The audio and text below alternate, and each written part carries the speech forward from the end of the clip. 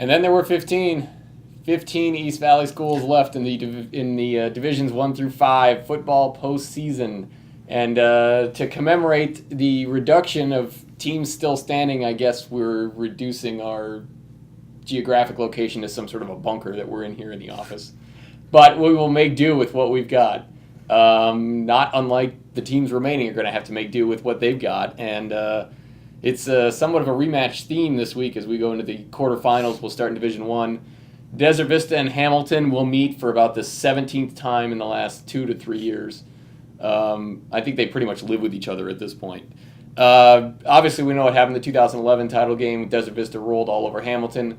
Hamilton won, I believe, 23-13 earlier this season.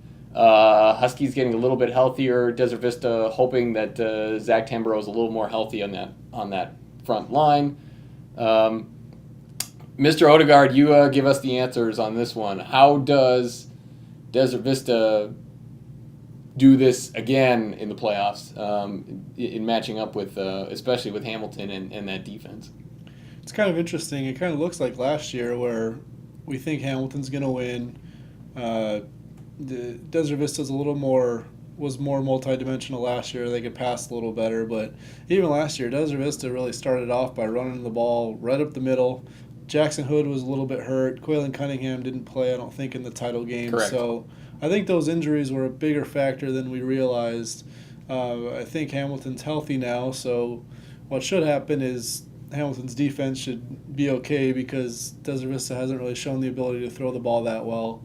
They should get some yards on the ground, but you figure Hamilton's not going to give up too much. I'm guessing it'll look a lot like the regular season matchup where Hamilton wins. They're kind of ahead comfortably by 2 touchdowns, and maybe Desert Vista makes a little bit of a run, but I don't see him winning. Then again, I never saw last year happening, and they just dominated that title game. Most of us didn't see last year happening. I think Desert Vista was held to about 4 yards a carry in the first matchup earlier this season by Hamilton's defense.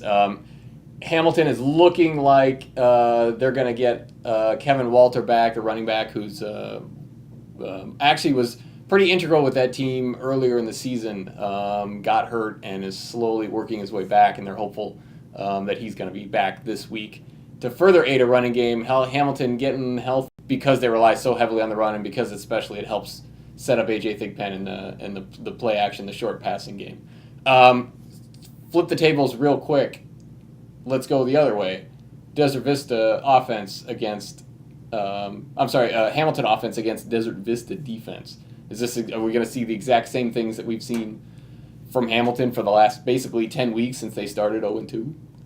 Yeah, I don't think they're going to score a bunch of points. Desert Vista's defense is pretty good. When they showed against Chandler, holding them to 6, and you look at what Chandler did against Brophy, scoring 44, I think. So Hamilton's not going to get a bunch of points. They're not super explosive. They don't have the guy like Kendall Taylor they did last year. So I'd imagine they score somewhere in the 20s. But I think the bigger question is Desert Vista's offense. And I think Hamilton's going to get a couple touchdowns and some field goals. They're not going to score a bunch.